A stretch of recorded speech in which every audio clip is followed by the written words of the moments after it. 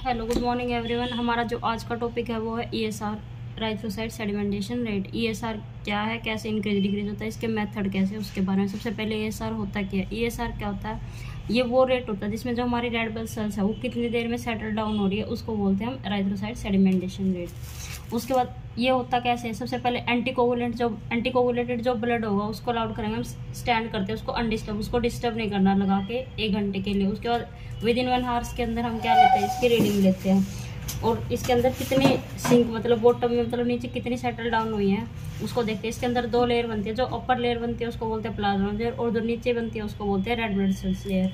इसके मेथड कितने हैं, 3 मेथड्स होते हैं इसके। पहला मेथड होता है वेस्टर्न ग्रीन ट्यूब मेथड, दूसरा है विंट्रोप ट्यूब मेथड, तीसरा होता है माइक्रो सेडिमेंटेशन लैंडो मेथड भी बोलते हैं इसका। ये होता है न्यूबॉर्न बेबीज के लिए। सबसे पहले इसके पहला मेथड है वेस्टर्न ग्रीन मेथड। इसमें सबसे पहले क्या होना चाहिए, जो ट्यूब है वो कितने की होनी चाहिए, 2.5 मार्क्स तक की होनी चाहिए। या फिर उसके लिए हम ईडीटी ब्लड की ट्यूब भी यूज़ कर सकते हैं, या फिर 3.8% सोडियम सिट्रेट का सोल्यूशन है, उसके अंदर 0.5 ml डालते हैं वो 3.8% सोडियम सिट्रेट, और उसके अंदर बाकी ब्लड सैंपल मिक्स करके उसके बाद भी लगा सकते हैं। और इसके लिए सबसे पहले पेशेंट क्या फास्टिंग होना चाहिए 12 से लेकर 16 घंटे तक का। उसके लिए रिक्वायरमेंट क्या क्या इस मेथड के लिए, सबसे पहले वेस्टर्न ग्रीन ट्यूब चाहिए, हमें स्टैंड चाहिए और टाइमर या फिर वॉच चाहिए। प्रोसीजर कैसे होता है, सबसे पहले वेस्टर्न ग्रीन जो ट्यूब है उसको हम फिल करेंगे 0 मार्क्स तक।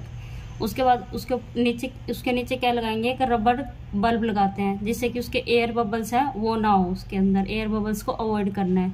उसके बाद ट्यूब को क्या है अपराइट ऊपर की तरफ स्टैंड करके लगा देंगे और उसके नीचे क्या लगाएंगे, ग्रू लगाएंगे स्टैंड के अंदर, ताकि वो ब्लड है वो बाहर ना निकल सके। उसके बाद क्या करेंगे, नोट करेंगे टाइम को और उसको छोड़ देंगे एग्जैक्टली 1 आवर के लिए। आफ्टर 1 आवर के बाद क्या करेंगे, हम लेवल देखेंगे कि कितने आरबीसी हैं जो सेटल डाउन हो रखे हैं, उसका टाइम नोट करेंगे। उसके बाद रिपोर्ट है उसको रिजल्ट करेंगे। रिजल्ट को किस टर्म में करेंगे, mm per hour. After 1 our के बाद में mm पर आवर में इसकी रिपोर्ट देते हैं।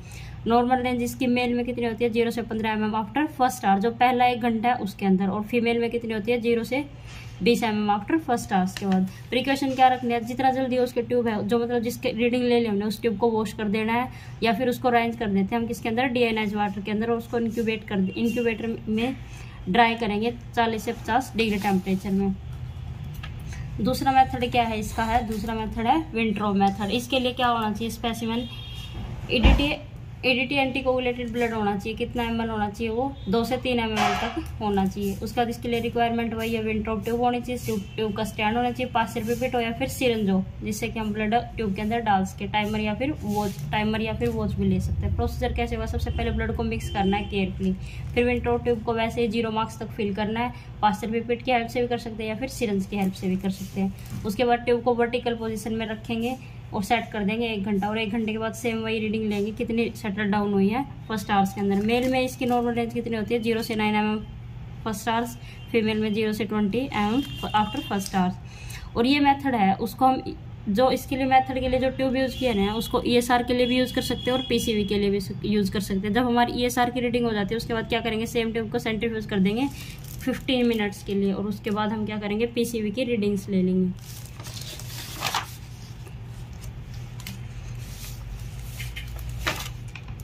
उसके बाद थर्ड मेथड क्या है हमारा, माइक्रो सेडिमेंटेशन मेथड भी बोल सकते हैं इसका, या लैंडो मेथड भी बोल सकते हैं। इसके लिए हम क्या करेंगे, फास्टिंग कैपिलरी ब्लड का यूज़ करेंगे।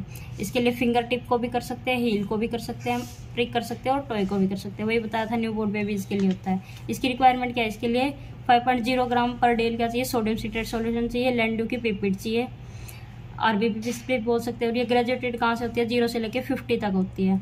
लैंडो पिपेट का स्टैंड चाहिए, सक्शन डिवाइस चाहिए। किसके लिए सक्शन डिवाइस क्यों चाहिए, पिपेट में से जो ब्लड आएगा उसको मतलब कलेक्ट करने के लिए हमें सक्शन डिवाइस की जरूरत होगी। और कैपिलरी चाहिए किसके लिए, ब्लड कलेक्शन के लिए। प्रोसीजर क्या होता है इसका, सबसे पहले जो लैंडो पिपेट है उसको अटैच करेंगे किसके साथ, सक्शन डिवाइस के साथ। फिर क्या करेंगे, 5.0 ग्राम पर डीएल सिट्रेट ले लेंगे, सोडियम सिट्रेट ले लेंगे उसकी फर्स्ट लाइन तक। और उसके बाद क्या करेंगे, उसके अंदर सक्शन डिवाइस की हेल्प से हम 2nd मार्क्स तक क्या ले लेंगे, उसके अंदर ब्लड ले लेंगे। और जो एयर बबल्स होते हैं उसको अवॉइड करना है इसके अंदर भी। फिर जो एक्सेस ब्लड होगा एक्सटर्नल साइड में, जो बाहर की साइड लग जाता है ट्यूब के एक्सटर्नल ब्लड, उसको वाइप ऑफ कर देंगे। और फिर क्या करेंगे, जो सिट्रेट सॉल्यूशन था और जो ब्लड था उसको मिक्स करेंगे जो पिपेट होती है उसके बल्ब के अंदर। मिक्स करने के बाद उसके बाद क्या करेंगे, फोर्स पैक करेंगे मिक्सचर को, स्टेम को, पिपेट को।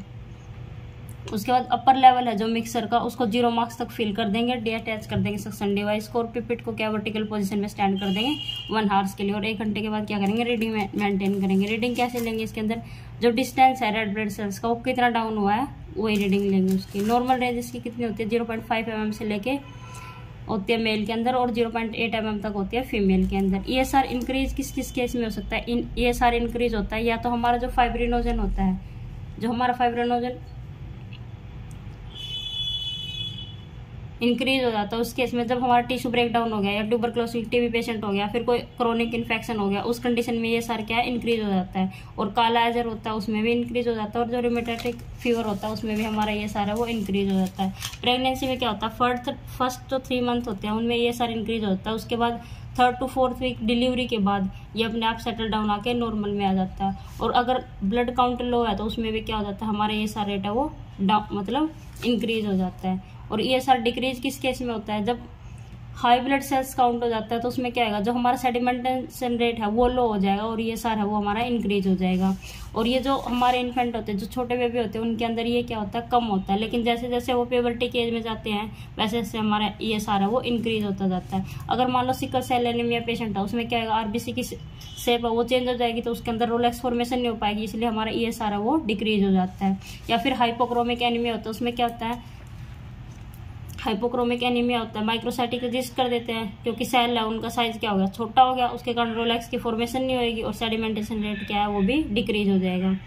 और ESR है जो वो फीमेल में ज़्यादा होता है, फीमेल के कंपेरिजन में, फीमेल में ज़्यादा होता है मेल के कंपेरिजन में। फैक्टर क्या क्या है जो ESR को इफेक्ट करते हैं, सबसे पहले टाइम, अगर हमने सैंपल लिया है सुबह फेसिंग का हो सके तो उसका होता है फास्टिंग का लेना चाहिए। जो पहले 4 घंटे होते हैं हमारे ESR के, उसमें तो ESR हमारा नॉर्मल रहता है, लेकिन उसके बाद 4 घंटे के बाद ESR क्या होता है, वो रैपिडली डिक्रीज करना स्टार्ट कर देता है उसका सेडिमेंटेशन रेट। और उसके बाद लेंथ ऑफ द ट्यूब, अगर ESR की ट्यूब है वो हमने लंबी ली है तो उसमें क्या रीडिंग का फर्क होता है, और जो लेंथ होती है वो हमारी उसकी मतलब जो डायमीटर होता है ट्यूब का वो कितना होना चाहिए, 2.5 mm तक होना चाहिए। और हमेशा ट्यूब को किस में रखना चाहिए, वर्टिकल पोजीशन में रखना चाहिए। अगर टेम्परेचर हाई होगा तो हमारा जो सेडिमेंटेशन रेट है वो भी इंक्रीज होगा, उसके कारण भी हमारा क्या है, ESR की रीडिंग है वो ज़्यादा हो सकती है, इसलिए टेम्परेचर भी एक फैक्टर है। Thank you for watching.